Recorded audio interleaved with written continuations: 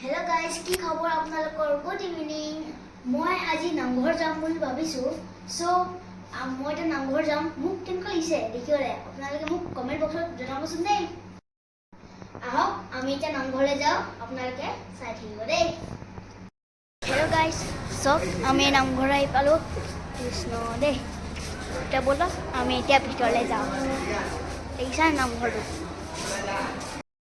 এয়া চব গাইজ, আমি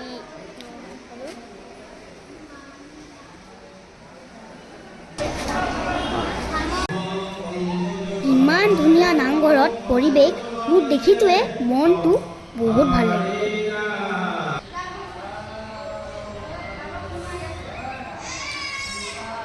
মই হেফলে চাওঁতে আমাৰ গাঁৱৰ বৰমা বৰ্তাহঁতক দেখি মই ৰখিবই নোৱাৰিলোঁ, ডাইৰেক্ট দৌৰ মাৰি গ'লোঁ। তেওঁলোকৰ মৰম আৰু আশীৰ্বাদে মোৰ বাবে বহুত। এনেকুৱাই চাওঁতে আমাৰ ওচৰত প্ৰসাদ আহি পালে। আৰু এয়া মই কিন্তু কলো খাই ভাল পাওঁ দেই।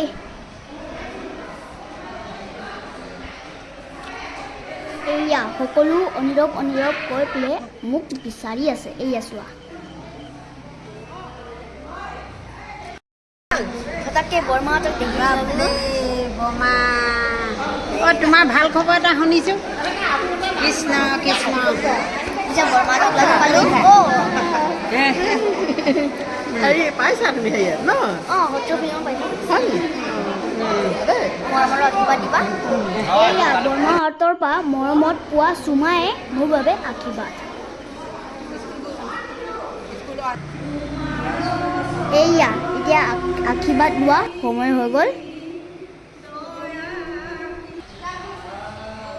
এয়া চাওঁতে ৰাতি হৈ গ'ল আৰু মোৰ ঘৰ যোৱাও সময় হৈ গ'ল।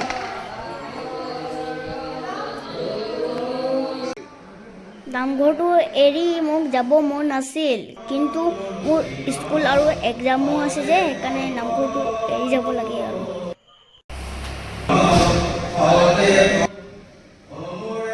এয়া চাওঁতে মই এতিয়া ঘৰ যাব ওলালোঁ।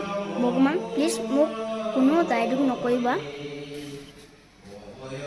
কাৰণ মোৰ এতিয়া ঘৰলৈ যাব লাগিব, কাৰণ মোৰ কালি এক্সাম আছে যে। মই আকৌ আহিম। মোক নামঘৰত থাকিব মন আছিল, কিন্তু মোৰ ৰাতিপুৱা স্কুলো আছে আৰু মোৰ এক্সামো আহি আছে যে, সেইকাৰণে এতিয়া আমি নামঘৰত ওলাইছোঁ আৰু। বাৰু আজিলৈ আহিছোঁ, বাই বাই।